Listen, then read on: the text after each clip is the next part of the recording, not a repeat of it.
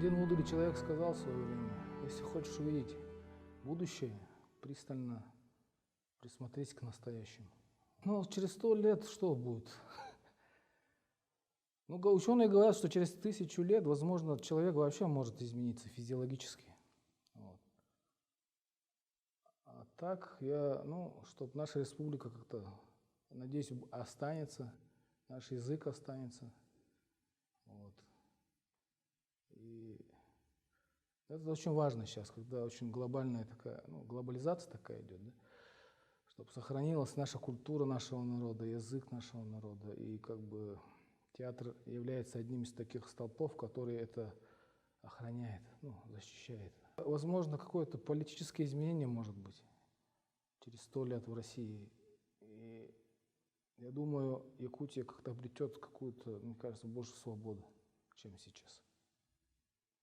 Но это не путь через войну, через кровь, через революцию, а как-то очень, как сказать, плавно как-то надо переход сделать. В театр это эмоции, это чувство, и я думаю, что это останется у людей, как и 1000 лет тому назад. Да, мы любим, ненавидим, у нас одиночество какое-то. Это все остается. У нашего народа есть очень хорошее качество, я это заметил. Мы очень открыты в плане, мы берем то, что нам нравится, как бы присваиваем это и немножко делаем своим. А то, что нам не надо, мы как-то немножко отстраняемся. В этом есть какой-то талант нашего народа. В этом. Человек же, он живой организм. Мы живем, мы развиваемся, мы меняемся, мы все равно как-то трансформируемся под время. Время диктует. Время то самое сильное, что есть в этом мире.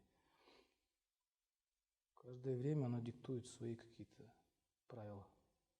И надо всегда быть с этим временем, на острие времени.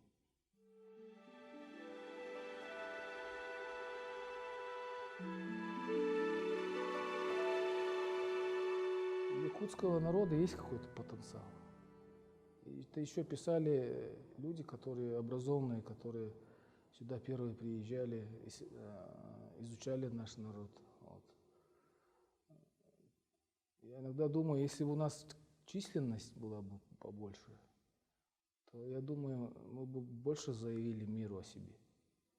Мы немножко, мы не маленький народ. Я работал с народами, у которых там 1000 человек осталось. Вот. У них очень такая трагедия внутри сидит. По сравнению с ними мы все-таки, и в России тоже знают про это. Народ такой, мы в этом плане прогрессивный и, идущий куда-то, желающий что-то познать. В этом есть какое-то качество у народа Саха. Театр, я думаю, будет развиваться. Очень много жанров театральных в мире. И каждый жанр, каждая форма имеет право на существование. Сейчас Андрей Исаевич, наш художественный руководитель, давно мечтает и уже создает театр Олонхо. Мне кажется, это будет очень уникально в театральной среде, мировом. Потому что все-таки театр наш строен на русском психологическом театре, театре переживания, а Олонхо театр, можно сказать, все национальные театры. А Олонхо театр со своими канонами какими-то, если он будет, то он будет уникальным в этом мире среди всех театров мировых. Я думаю, сейчас, технологии развиваются, но мы, кажется, даже ту же цифру мы еще не понимаем всех возможностей цифры вообще. Это очень такая,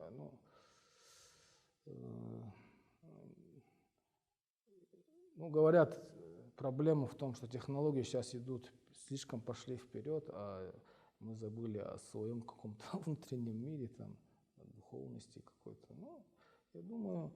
Я вообще думаю, что жизнь становится все лучше и лучше, и люди тоже в лучшую сторону лучшими становятся. Да?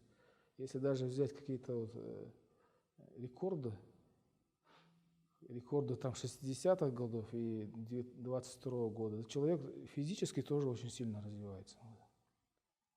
Поэтому я как бы за будущее. Вот я всем говорю, что молодые люди, они более талантливые, более как-то лучше нас они в любом случае. Берегите друг друга, любите друг друга.